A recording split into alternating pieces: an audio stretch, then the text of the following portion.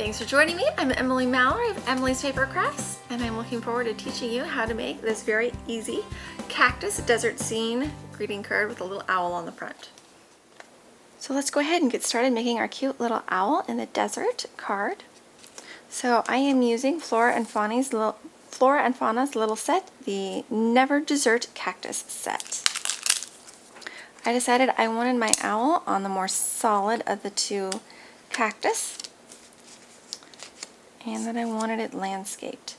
So I'm going to go ahead and just line up my cactus, and I'm using evergreen bough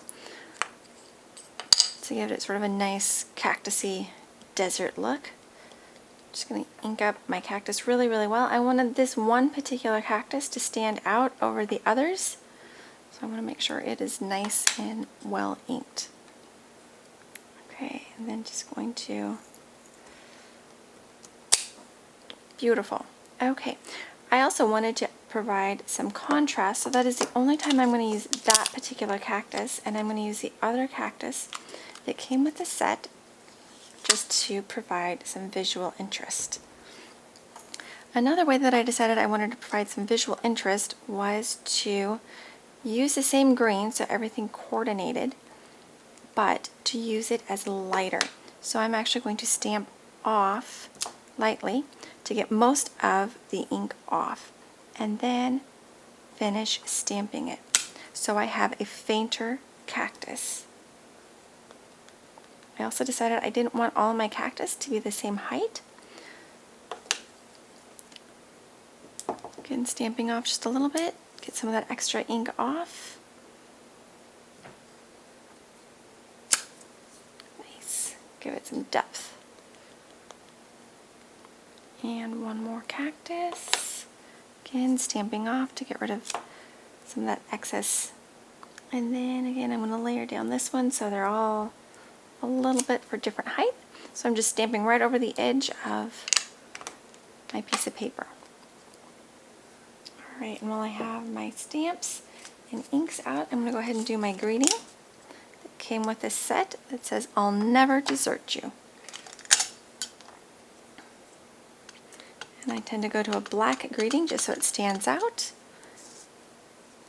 And I put this one up in the top right hand corner. Perfect. Okay, so while our ink is drying, we are going to make our cute little owl.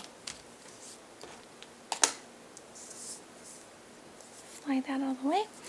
So for my little owl body, I am using a 4.5 inch long piece of paper. I'm using 1/8 of an inch wide, which is kind of the gold standard for quilling paper. It's commonly available in a lot of craft stores.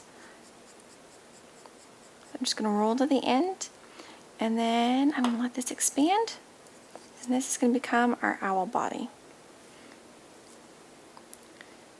If you want a much larger owl, you can make this larger.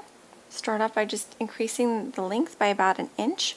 So I put some glue here on the inside of my tail, and I'm going to smooth it down, and then I'm going to pinch right where I glued it to make a teardrop.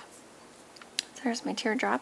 But now I'm going to add one more pinch, so I'm going to take and kind of pull the paper over a little bit, and then it's like making a second teardrop. This way I've got two little points which are going to be kind of like the owl ears. And that is called a bunny ear. So now I'm going to move on to the wings. I'm using a 2.5 inch piece of paper for both wings. So I'm going to fold that in half and tear it. A torn edge on your quilling paper will always hide better than a cut edge. I'm going to put that piece of paper in the slot, roll it up, go to the end. If you're making a different size owl, you don't necessarily want to increase the wing size, because I'm not going to let my wings expand a lot. I'm going to leave them kind of more close to the tight end of expansion. And then it's called a flattened teardrop. So I'm making a teardrop. I'm having a nice point on one end, but the other end is staying rounded. And then I'm going to go ahead and just glue this wing on so I don't lose it and have to pick it up all over again. So I'm putting a little bit of glue on the edge, and then I'm just going to put it next to my little owl body. Alright, now I'm going to make the second wing. Again, putting that strip inside of the slot, rolling. I'm not really applying a lot of pressure. Get to the end, pull it off, let it expand a little bit. The trick is to try to let it only expand as much as you did with the first piece of paper. And no worries if it expanded more and you don't like it, or it didn't expand as much. Get another piece of paper. It was 2 1/4 inches long. Another flattened teardrop. And I'm going to go ahead and glue that on. A little bit of glue there on the side. And then I'm just going to put it on the other side. Perfect. Alright. Next I'm going to add some eyes. I am using 3mm, which is sometimes hard to find, but you can also use 4mm little eyeballs. I think the wiggly eyes add so much whimsy and cuteness to this owl.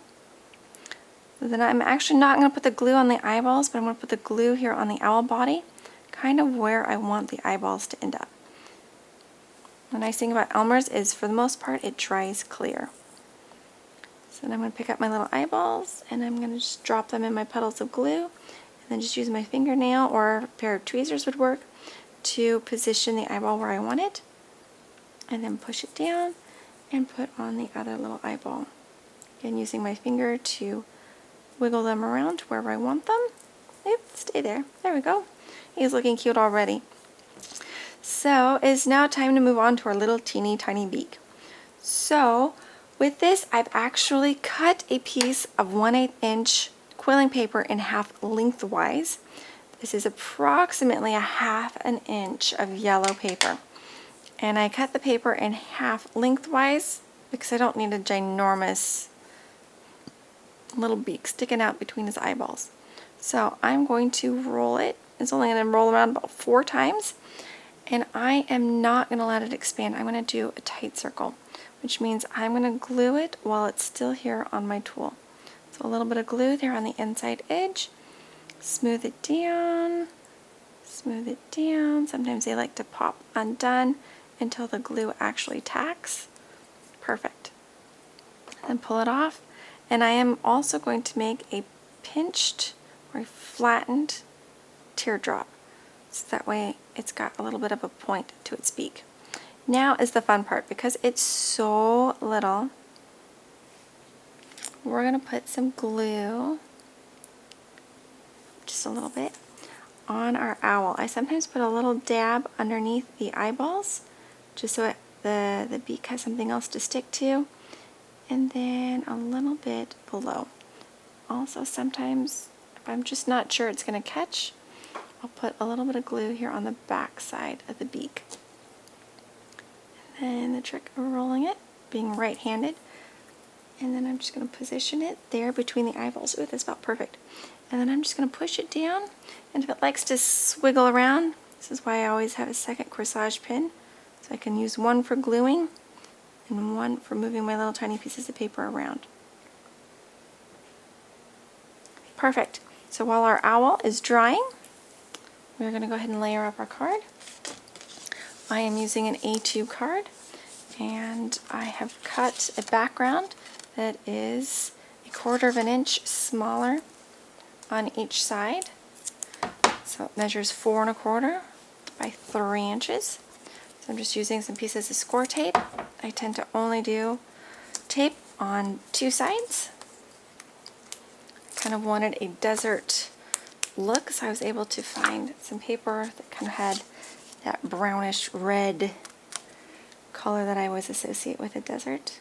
So I'm just going to line it up, layer it down, and then do the same thing with our stamped image. And again, this is a 1/2 inch smaller total compared to my orangey brown piece. So it is 2 1/2 by 3 3/4 inch. So pull off my score tape, layer it up,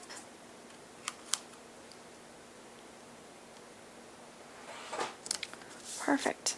Alright, I am going to use a little owl that I made the other day while I'm waiting for my owl that we just made to finish drying. So So I'm going to put some glue here on the back side, not quite enough, because he's glued in so many places on the front side. He probably doesn't need too much glue. It's always amazing how very little glue you need. And I'm just going to put him, I think this time I want to put him on the other side of that cactus. Just pat him down gently, and there you have your little owl who will never, ever desert you. Thank you for joining me today.